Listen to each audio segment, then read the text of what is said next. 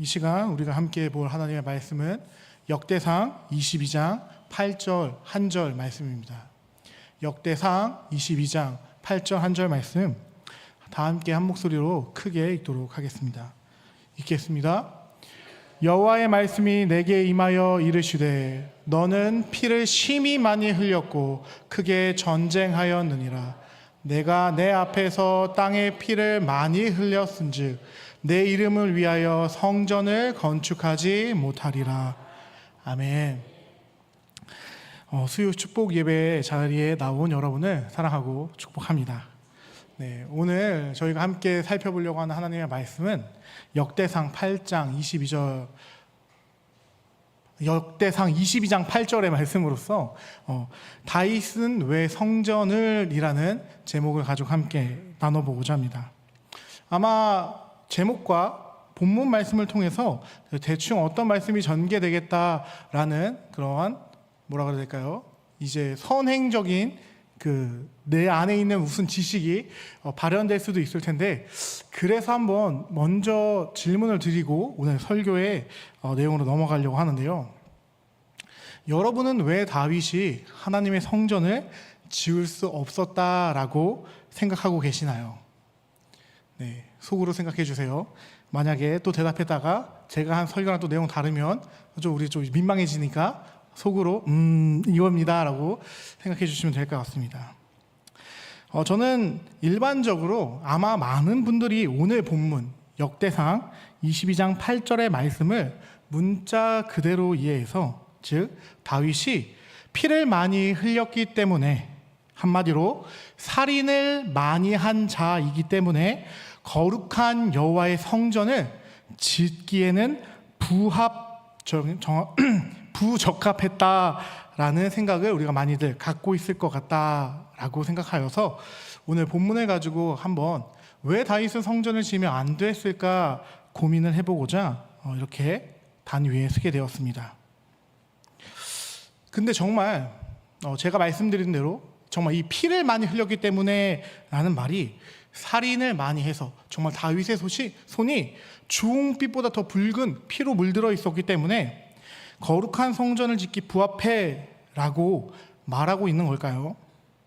일단 이런 해석을 하는 이유는 아마 우리가 성경 전체가 가지고 있는 본연의 진리보다는 살인은 나쁜 것이다 라고 하는 도덕적인 견해가 더 중시되기 때문에 나오는 결론이다라는 말씀을 드릴 수 있을 것 같습니다. 어떤 분들은 제가 이렇게 말했을 때 제 말을 이해했다면 놀라셨을 수도 있을 것 같아요. 제가 지금 말이 좀 꼬여가지고 이해가 안 되셨을 수도 있지만 지금 제가 하는 말은 한마디로 역대상 22장 8절을 단순히 살인을 해서 성전을 지으면 안 됐다라고 해석하면 안 된다라고 이야기를 드리는 건데, 아마 어떤 분들은 이렇게 생각할 것 같습니다. 목사님, 평소에는 성경대로 생각하고 성경을 존중하라고 하시면서 오늘 본문 분명하게 역대상 22장 8절에는 피를 많이 흘렸기 때문에 성전을 짓지 못한다라고 적혀 있는데 이제 와서 목사님 이제 말을 바꾸시는 거냐라고 질문을 저희가 할 수도 있을 것 같아요. 물론 이렇게까지 고차원적인 질문 안 하셨다면 너무 감사하고요. 하신 분이 있다면 잠깐만 그 생각을 내려놔 주시고 오늘 설교를 끝까지 들으신 이후에 제가 하고자 하는 말이 무엇인지 그때 가서 다시 한 번 더 이 생각을 해주시면 좋을 것 같습니다. 일단 다시 말씀드리지만 기본적으로 우리가 이 본문을 살인으로 해석하는 이유는 인간은 기본적으로 살인이 나쁜 것이다 라고 생각하는 우리의 태도와 깊게 연관되어 있다라는 겁니다. 제가 왜 이렇게 당당하게 말씀을 드릴 수 있냐면요, 여러분 여호와의 성전을 건축한 인물이 누구죠? 이 정도는 대답하셔도 됩니다. 이 정도는 우리 틀릴 일이 없잖아요. 그렇죠? 솔로몬. 솔로몬의 성전이 최초의 하나님의 성전이었습니다. 다윗의 아들 중 솔로몬이 왕이 된 이후에 다윗의 명령을 따라 건축하게 되죠. 정말 재미있는 사실이 무엇이냐? 자, 성전을 지은 솔로몬, 살인을 하지 않았을까요? 그의 손에는 피 한 방울 묻지 않은 정말 착한 왕이었냐? 라는 것을 한번 돌아보고 싶은데요. 우리는 사실 알고 있습니다. 그도 손에 정말 많은 피를 묻혔던 왕이다라는 사실을 말이죠. 일단 솔로몬이 왕이 된 이후에 자신의 왕위를 빼앗으려고 작당 모의했던 인물들을 죽여나갑니다. 대표적으로 자신의 형이긴 했지만 배가 다른 형 아도니안을 죽인 사건이 있는데요. 물론 솔로몬의 어머니 바세바에게 그 다윗 왕이 이제 노년에 얻었던 그 후궁을 달라고 한 것을 빌미로 그를 죽이긴 하지만, 일단 이유가 무엇이 되었든 간에 솔로몬은 분명히 아도니아를 죽인다라는 것이죠. 열왕기상 22장 23절부터 25절까지의 말씀 우리 함께 읽어보도록 하겠습니다. 시작. 여호와를 두고 맹세하여 이르되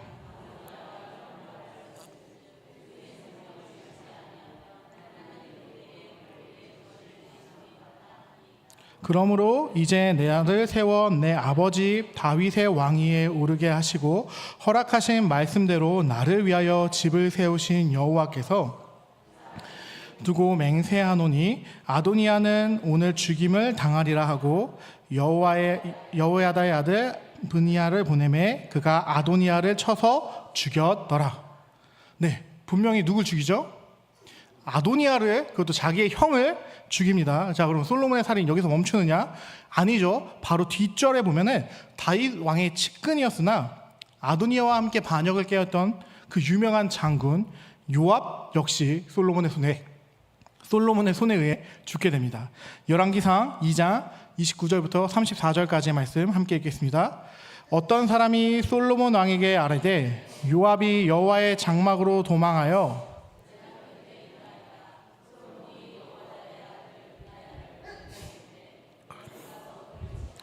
브나야가 여호와의 장막에 이르러 그에게 이르되 왕께서 나오라 하시느니라. 그가 대답하되 아니라 내가 여기서 죽겠노라. 브나야가 돌아가서 왕에게 아뢰어 이르되 요압이 이리이리 내게 대답하더이다. 왕이 이르되 그를 죽여 묻으라. 요압이 까닭 없이 흘린 피를 나와 내 아버지 집에서 내가 제하리라.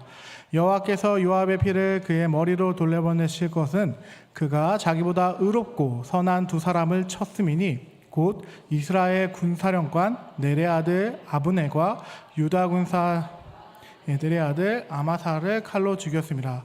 이 일을 내 아버지 다윗은 알지 못하셨나니. 네, 더 있나요? 더 있군요. 그들은 피는 영영이 요압의 머리와 그의 자손의 머리로 돌아갈지라도 다윗과 그의 자손과 그의 집과 그의 왕위에는 여호와께로 말미암는 평강이 영원히 있으리라. 여호와의 아들 브냐야가 곧 올라가서 그를 쳐 죽임에 자기 집에 매장되니라. 아멘. 네, 요압도 솔로몬의 손에 의해 죽습니다. 자, 그리고 한 명 더 있는데요. 다윗 왕이 압살롬의 반역에 의해서 도망치던 길에 다윗을 비난했었던 그 사울 왕의 가문의 사람이 있습니다. 바로 시므이라는 사람인데요. 그도 역시 솔로몬의 손에 의해 죽습니다. 왕상 2장 44절에서 46절 말씀 함께 읽겠습니다. 시작. 왕이 또 시므이에게 이르되 내가 내 마음으로 아는 모든 악 곧 아버지에게 행한 바를 내가 스스로 아나니 여호와께서 내 악을 내 머리로 돌려보내시리라. 그러나 솔로몬 왕은 복을 받고 다윗의 왕위는 영원히 여호와 앞에서 견고히 서리라 하고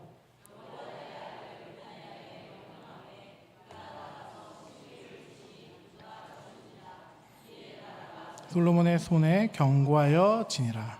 네. 솔로몬은 과감 없이 자신의 정적들을 죽입니다. 왜일까요?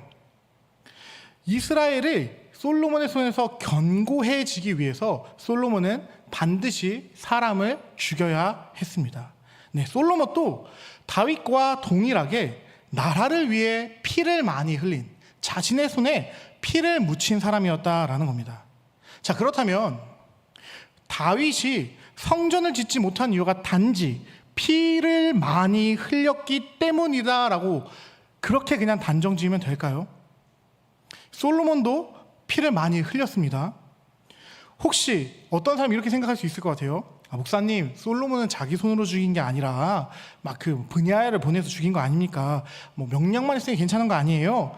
라고 할 수 있지만 분야야는 왕의 수발일 뿐입니다. 왕의 명령을 수행하는 사람이다라는 것이죠. 그는 그의 의견대로 행한 것이 아니라 솔로몬 왕이 죽이기를 원하는 사람을 칼과 같이 도구로서 죽였을 뿐이다라는 겁니다. 즉 그래서 그 살인의 결과는 그의 피는 다 누구의 손으로 돌아가느냐? 솔로몬의 손에 돌아가는 것이 당연하다라는 것이죠. 자, 그러면 우리 이제 여기서 질문을 해봐야 합니다. 왜 하나님은 솔로몬에게는 성전을 짓도록 허락하셨을까요? 상식적으로 우리가 생각해 본다면 다윗이 피를 흘려서 성전을 짓지 못한다 말씀하시는 거라면 동일하게 솔로몬도 성전을 짓지 못하게 해야 하는 게 아닐까요? 정말 피를 흘렸다라는 그 단어가 기준이라고 한다면 이는 다윗과 솔로몬은 같은 잣대로 평가되지 않고 있다라는 결과밖에 우리에게 주지 않는다라는 겁니다. 거룩한 여호와 하나님의 성전을 짓는 자의 손에 피가 묻으면 안 된다라는 기준이 만약에 절대적인 것이다라고 한다면 같은 잣대를 솔로몬에게 들이밀었을 때 솔로몬도 여호와의 성전을 지어서는 안 되는 사람이다라는 사실을 저는 지금 말씀드리고 있는 거예요. 설마 다윗은 온 생애 가운데 사람을 너무 많이 죽였고 솔로몬은 그보다 조금 적게 죽였기 때문에 라는 생각을 한다고 한다면 그런 생각은 잠깐 접어두시길 축복드립니다. 이건 많고 적고의 문제가 아닙니다. 그렇다면 왜 하나님은 솔로몬은 성전을 건축하게 하시고 심지어 자신의 마음에 합한 자라고 그런 단어를 들었던 인물은 유일한 다윗밖에 없음에도 불구하고 자신의 마음에 합한 다윗은 성전을 짓지 못하게 했는가를 우리는 생각해야 한다는 겁니다.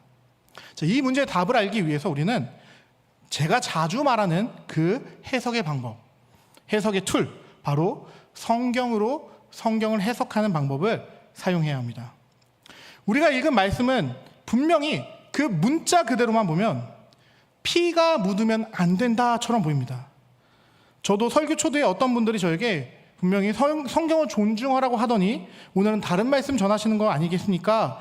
이렇게 질문 드릴 수 있다라고 말씀드렸었습니다. 그리고 저는 분명히 말씀드렸습니다. 설교가 끝날 쯤에는 제가 오늘도 여전히 성경으로 성경을 해석하고 있다라는 것을 깨닫게 될 것이다 라고 말씀드렸는데요. 자, 그렇다면은 이제부터 우리가 잡고 가야 되는 건 무엇이냐?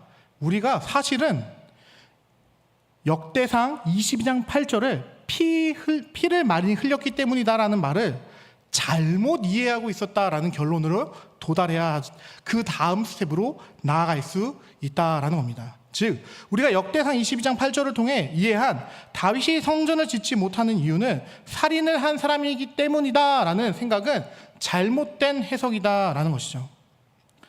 저는 설교 초도부터 이런 해석은 살인은 나쁘다라는 도덕적인 견해가 주도적인 역할을 해서 우리가 성경이 말하고 있는 바를 보지 못하고 우리가 갖고 있는 선입견으로 성경을 해석하는 잘못된 행동이다라고 했습니다. 네, 우리가 가진 얄팍한 도덕, 윤리로 성경의 본의를 가볍게 무시하고 있었다라는 것이죠. 자, 22장 8절이 말하고 있는 것이 무엇인지 이제부터 보여드리도록 하겠습니다. 왜 여호와 하나님께서는 다윗에게 피를 심히 많이 흘렸고 크게 전쟁하였으므로 성전을 짓지 못한다고 하셨는지 제가 이 궁금증에 대한 해답을 말씀드리도록 하겠습니다. 그 해답은 제일 먼저 이 동일한 본문을 적고 있는 열왕기상 5장 3에서 4절 말씀을 보게 되면 알 수 있습니다. 솔로몬은 왜 아버지인 다윗은 성전을 짓지 못했는데 그는 지을 수 있었는지가 여기 담겨 있다라는 것이죠. 우리 함께 읽어보겠습니다. 시작. 당신도 알거니와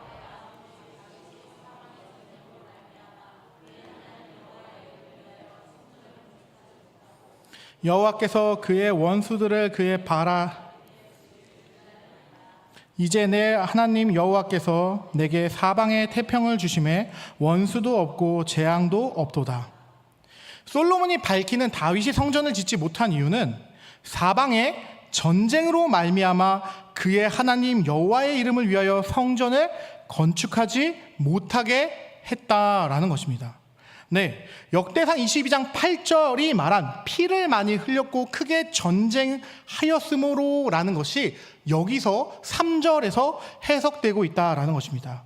즉 다윗의 시대에는 전쟁이 많았던 겁니다. 그래서 다윗은 성전을 건축해서는 안 되는 왕이었다라는 것이죠. 그래서 여호와께서도 그의 원수들을 그의 발바닥 밑에 두시기를 기다렸다라고 성경은 표현하고 있는 겁니다. 다윗의 시대엔 전쟁이 한창입니다. 성전을 건축한다라는 것은 무엇을 의미하는 거냐? 대규모 토목 공사가 진행된다라는 뜻입니다. 지금 블레셋 등 이스라엘의 적들이 정복되지 않은 상황입니다. 그런 상황에서 대규모 토목 공사에 인력과 자본을 쏟는다라는 것은 말이 안 된다라는 것이죠. 아직 주변에 이스라엘을 시시탐탐, 호시탐탐 노리고 있는 적들이 널린 상황에 군사력을 나눠서 건축을 한다라는 것은 옳지 않다라는 것입니다. 그래서 여호와께서도 다윗이 모든 적들을 평정하실 때까지 기다렸다라고 3절에 말씀하신 것이죠. 그래서 솔로몬은 4절에 자신은 왜 성전을 지을 수 있었는지를 이렇게 말합니다. 이제 내 하나님 여호와께서 내게 사방에 태평을 주심에 원수도 없고 재앙도 없도다. 근데 이제는 온전히 성전을 짓는 데 집중할 수 있는 시기가 되었기 때문에 큰 전쟁을 치룰 필요가 없기 때문에 솔로몬 시대에 성전을 짓게 했다라는 겁니다. 아시겠지만 솔로몬 통치 때에는 주변국들이 솔로몬 왕에게 조공을 바치며 심지어 시바라는 나라의 여왕은 와서 솔로몬을 직접 만나고 가기까지 하는 가장 주변국에서 강대국이 되어 있었습니다. 근데 여호와께서는 이때 모든 나라가 이스라엘 앞에 무릎을 꿇는 그때를 기다리셨다라는 겁니다. 즉 다윗의 역할은 성전을 건축하는 것이 아니라 성전을 건축할 수 있는 토대인 태평을 만들어야 하는 것이었다라는 것이죠. 간단히 말씀드리면 다윗이 성전을 지을 수 없었던 이유는 아직 대적이 살아 숨쉬고 있었기 때문에 멸절되지 않았기 때문이다라는 겁니다. 솔로몬이 건축할 수 있었던 이유는 간단한 거죠. 이제는 이스라엘의 적이 없기 때문에, 일명 샬롬이 선포된 때이기 때문에 그는 성전을 건축할 수 있었다라는 겁니다. 그래서 이것을 신학적으로 표현하면 대적의 멸망이 없이는 안식도 없다라고 표현을 할 수 있습니다. 자, 여러분, 다윗이 성전을 지을 수 없었던 이유가 단지 피를 많이 흘렸기 때문이다라는 말은 살인을 했기 때문이다라고 이해하는 것은 옳지 않다라는 겁니다. 열왕기상은 전혀 그런 말을 하지 않습니다. 솔로몬은 피를 많이 흘렸기 때문에 도덕적으로 살인을 해서라고 말하지 않고 다윗이 전쟁 중에 있는 사람이었기 때문에 성전을 지을 수 없었다라고 이야기하고 있다라는 겁니다. 어떻게 좀 합리적인가요? 네, 그렇죠? 저는 오늘도 여전히 성경에서만 이야기하고 있습니다. 자, 그러면 이제 중요한 건 알겠습니다, 목사님. 뭐 열왕기 상에서 그렇게 얘기하는 거 알겠어요. 근데 중요한 건 오늘 본문에는 분명히 피라는 단어가 나오잖아요. 라고 하실 것 같아요. 그래서 우리는 다시 어디로 돌아가야 돼요? 역대상으로 돌아가야 합니다. 역대상 22장 8절만 말씀만 붙들고 보게 되면은 여전히 피라는 단어가 제일 많이 보일 겁니다. 그런데 우리가 열왕기상을 통해서 얻게 된 통찰을 가지고 역대상을 바라보면 완전히 다른 것들이 보이기 시작합니다. 특별히 8절만 말했지만 바로 다음 구절인 9절과 10절을 함께 읽게 되면 아예 다른 지점이 우리 눈에 보인다라는 것인데요. 함께 8절부터 10절까지의 말씀을 읽어보도록 하겠습니다. 시작. 여호와의 말씀이 내게 임하여 이르되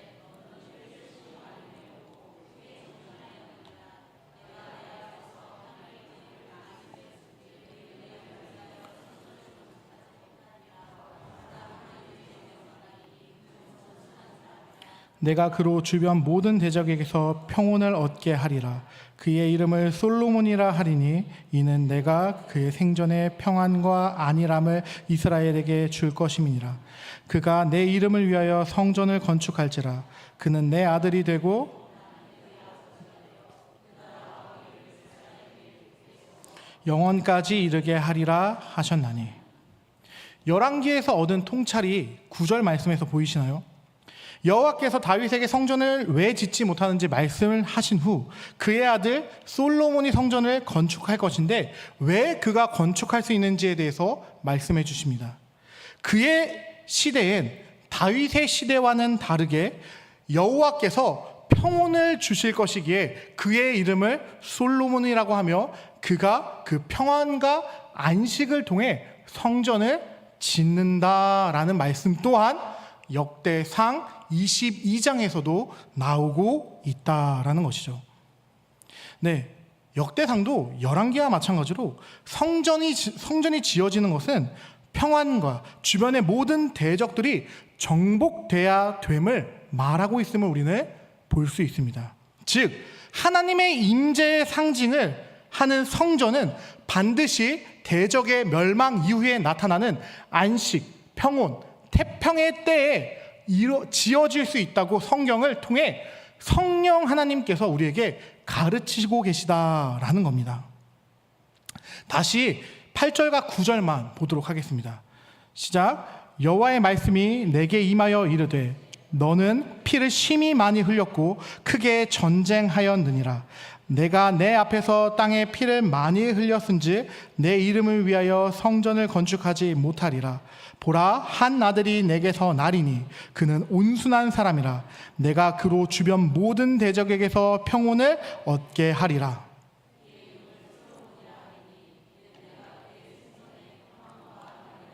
이스라엘에게 줄 것임이니라. 우리가 역대상과 열왕기서를 종합적으로 이해하게 되면 여호와께서 하시고자 하시는 말씀이 무엇인지 정확하게 볼 수 있습니다. 그래서 우리가 성경은 성경으로 해석되어야 된다라고 말하는 것입니다. 우리의 관점과 생각, 내가 가지고 있던 선입견으로 성경을 대하는 것이 아니라 오직 성경, 전체 성경의 태도를 가지고 성경 전체의 문맥과 그리고 이것과 같은 이야기를 하고 있는 비교 본문을 통해 우리는 성경을 보다 폭넓고 더 구체적으로 이해할 수 있게 된다라는 것이죠. 8절 말씀은 9절 말씀과 떨어진 것이 아닙니다. 성경은 문맥으로 봐야 하기 때문이죠. 다시 말씀드립니다. 다윗이 성전을 짓지 못한 이유는 피를 흘렸기 때문이 아닙니다.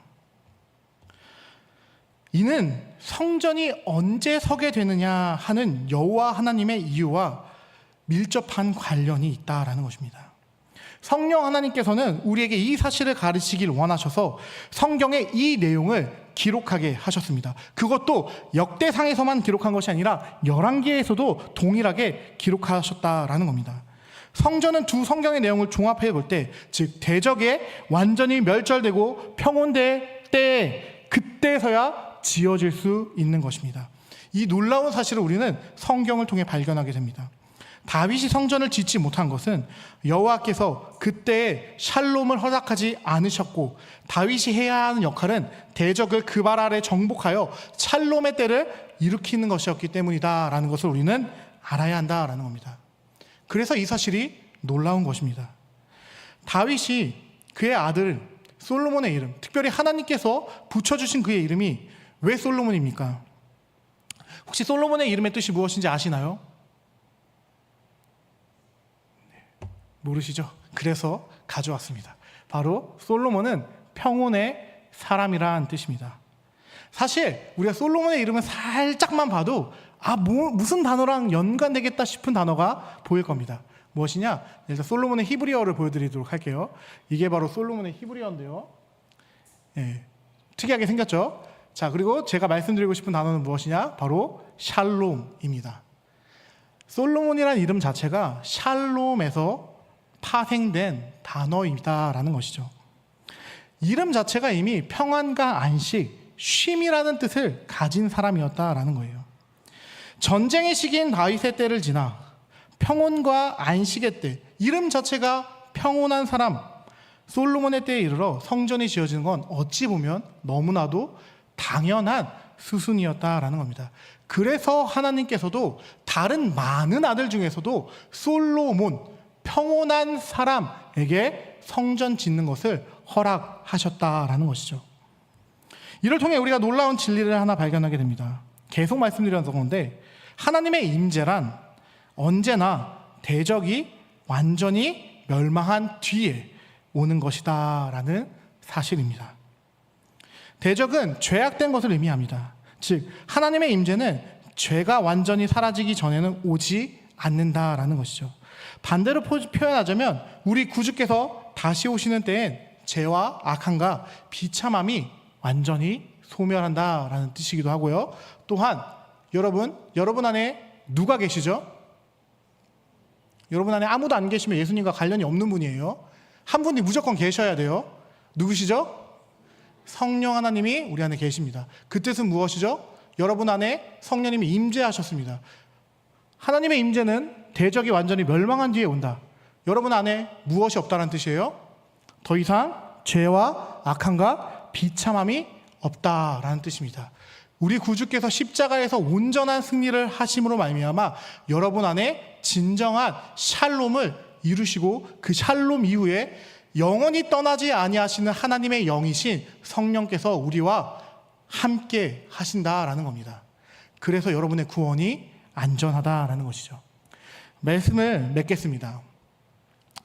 여러분, 다윗이 성전을 짓지 못한 이유를 대부분의 사람들은 다윗의 손엔 피가 많아서 짓지 못한 거예요 라고 말할 수 있을지 모르겠습니다. 그러나 오늘 이후 이 설교를 들으신 여러분들만큼이라도 어디 가서 다윗이 성전을 짓지 못한 이유가 손에 피가 있어서예요 라고 말하면 될까요? 안 될까요? 안 되시는 거예요. 다윗의 때는 샬롬을 이룩하기 위해서 성전을 지을 수 없었던 것이고, 솔로몬의 시대 때에는 샬롬이 이룩했기 때문에 성전이 지어질 수 있었다라는 사실을 기억하셔야 한다라는 겁니다. 성경은 단 한 번도 다윗이 살인자여서 성전을 지을 수 없다라는 이야기를 하지 않습니다. 우리가 반드시 그 사실을 기억했으면 좋겠습니다. 그래서 하나님의 구속 역사 안에서 성경을 성경으로 해석하는 관점 안에서 이것이 무엇을 의미하는지 숙고하며, 베레아 사람들은 성경을 상고하였더라, 과연 그러한가 상고하였더라 라고 말하는 그 말씀처럼 언제나 오송생명교회 모든 성도 여러분이 말씀을 가지고 깊게 상고하는 여러분이 되기를 간절히 축복합니다. 그리고 또한 마지막으로, 제가 말씀드리는 성전이 교회 건물 아닌 거 아시죠? 교회 건물이 성전이면 안 되는 이유가 몇 가지가 있는데, 교회 건물이 성전이 되는 순간 여러분 예수님과 관련이 없어집니다. 왜냐면요, 참 성전이신 누가 오셨죠? 예수님이 오셔서 모든 구속을 이루셨어요. 그리고 참 성전이신 예수님이 올라가시면서 여러분에게 뭐가 되게 하셨죠? 성령의 전이 되게 하셨어요. 네, 우리가 이제 성전이 되었다는 게 성경의 가르침입니다. 즉 아직도 교회 건물, 어떤 예루살렘에 있는 어떤 통곡의 벽을 보면 성전 이런 얘기하면 예수님의 십자가가 없었다라고 이야기하는 것과 진배 없다라는 것을, 제 말 아닙니다. 제가 다 언제나 여기서 얘기하는 건 저 다 배운 대로만 하는 거예요. 저는 철저히 제가 사랑하고 존경하는 분들의 가르침 위에 서 있는 역사적 기독교 위에 서서 여러분에게 말씀드린다는 사실을 기억하시며, 제가 왜 이런 얘기를 드리느냐, 우리가 바라봐야 하는 진짜 성전, 우리도 물론 이제 하나님의 전이지만 참 예수가 언젠간 다시 오실 겁니다. 그때를 성경에서 뭐라고 하죠? 재림이다라고 얘기해요. 완전히 성전 대신 예수 그리스도께서 재림하실 때 우리의 대적인 사단과 죄와 악함과 비참함과 죽음이 완벽하게 이미 다 정복됐지만 아직 남은 것들이 있는데, 그 아직 남은 모든 것이 완전히 평정되어 하나님의 나라의 기치가 바로 설 것이다 라는 겁니다. 우리가 그것을 기억해야 합니다. 우리는 이미 그리스도 안에서 사망과 비참함과 악함을 이겼습니다. 그래서 사도 바울도 분명히 우리를 향해 말합니다. 사망아, 내가 쏘는 것이 어디 있느냐? 우리는 반드시 그걸 기억해야 하지만 동시에 무엇을 소망하는 사람들이냐? 예수께서, 온전한 성전 되신 그분께서 마지막 날에 다시 오실 것을 소망하며 그때를 소망하며 나아가는 자들이다라는 겁니다. 이미 시작되었으나 아직 극치가 이르지 않은 그 세상, 예수가 다시 오실 때 솔로몬이 지은 성전보다 더 완전한 하나님의 나라가 임할 것을 소망하며 그 소망으로 오늘 하루를 살아내는 게 그리스도인이다라는 겁니다. 여러분이 왜 이 땅 가운데서 손해볼 수 있습니까? 여러분이 왜 이 땅 가운데서 세상 사람들은 하지 않는 사랑을 베풀며 너희가 사랑하지 않으면 내 제자가 아니다라고 얘기하시는데 왜 우리가 원수까지 사랑할 수 있습니까? 우리의 소망이 다시 오실 예수께 있기 때문인 겁니다. 여러분이 그 예수를 소망하기 바랍니다. 그리고 그 예수 안에서 여러분이 모든 것을 이미 누리고 있다는 사실을 깨달아 여러분의 삶에서 그것을 나타내길 바랍니다. 다시 말씀드립니다. 성전은 모든 악한 것이 물리쳐진 이후에 세워집니다. 여러분이 성령의 전이다라는 건 여러분은 더 이상 사단과 죄와 악함과 비참함과는 전혀 상관없는 사람이다라는 겁니다. 그것을 향해 마틴 루터는 이신칭이라고 말했고, 우리는 죄에 대해서 완전히 죽은 새 사람이 된 사람이다라고 로마서에서 바울이 이야기하는 것입니다. 그 사실을 기억하시며 제가 기도하도록 하겠습니다.